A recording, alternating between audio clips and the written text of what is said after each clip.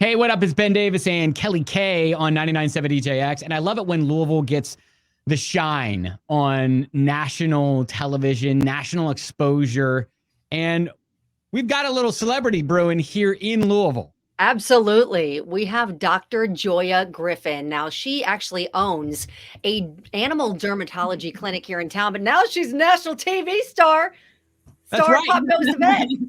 Pop Goes the Vet with Dr. Joya. It's Dr. Joya. Hi there. Hi. Thanks for having me. Absolutely. So you have an interest, I guess they were looking for a Dr. Pimple Popper of the vet world. And you were like, you know what? That's me. That's me. I literally said, that's me. And then I received a few text messages of friends that said, that's you. You should do that.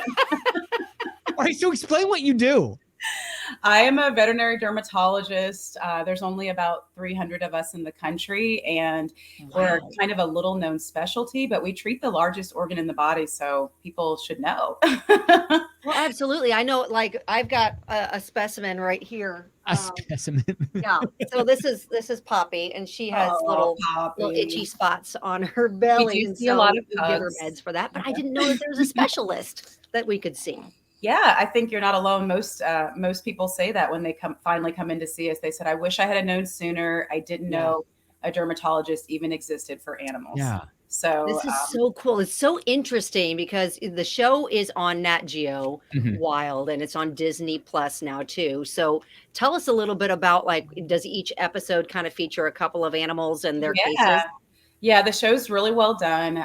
It starts with a couple cases. There are some gross cases. There's things that definitely pop. Sometimes on me, sometimes on the wall, on the camera. Definitely the gross factor there. But dermatology is such a cool specialty because everything's very visual. So you can see it and the viewer can see it. And what's really special for me is to be able to see that transition from a dog that's stinky, crusty, has no hair to one that's beautiful again. And I think that's really what drew me into this, the specialty, was that transformation, because I had my own pet, like you do, that suffered from terrible skin disease. And I took her to Cornell with me when I was in vet school and took her straight to the dermatology service, and they were able to really transform her and give me my dog back. So that's how I got into the field. And on the show, you see that. You see these patients that are members of the family, and they are taken from, this terrible place where they're miserable and they smell bad and they look bad, and then they become beautiful again. So, and you can see it in their dispositions too. I mean, it's life-changing with how they behave. They feel better. They feel better for sure. I think people don't realize like how debilitating skin problems can be, even if it's just itching. I mean, if you think about your own self, if you get poison ivy or anything like that, or break out from a drug reaction to a medication, I mean, it is miserable to be scratching yourself and uncomfortable like that. And I just put myself I get hives sometimes. So I put myself in the animal's paws, and I think about, how they would feel. And, I really commiserate with them, and having my own pets as well like that too. I really can understand how that is. I mean, just some of the stories that I've seen so far, just even on like the little clips that have been shared.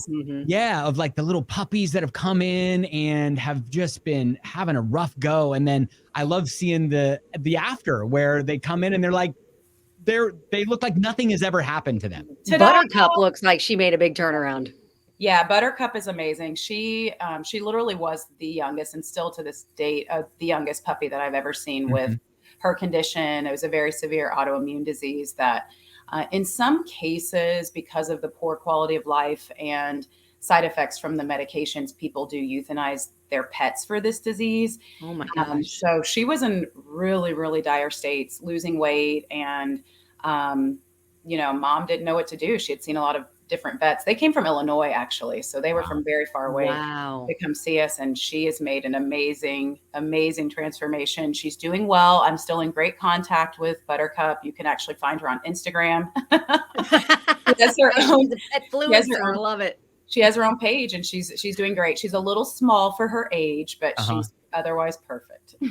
This is awesome. a show that my family will absolutely love getting into, just because it's got everything.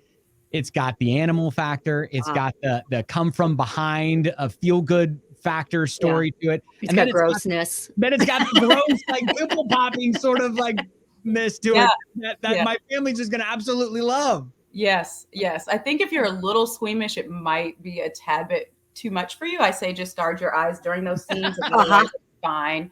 It's only a small portion, and my 4-year-olds can handle it, so you should be able to. Okay, that's good.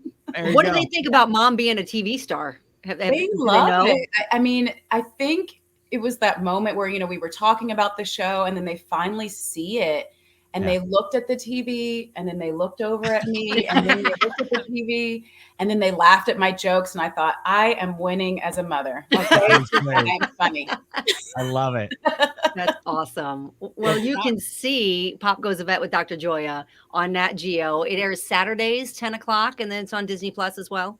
10 p.m. Eastern time, each new episode on NatGeo Wild, and then whole season if you want to stream me. It's cold weather out, so just turn me on. I don't watch unless I can binge. Yes. Yeah. Dr. Joya, it's been a pleasure. Thank you so much. Thanks for having me. I really appreciate it, and hope you guys love the show. Yes, absolutely. All right. Take care. Thank you.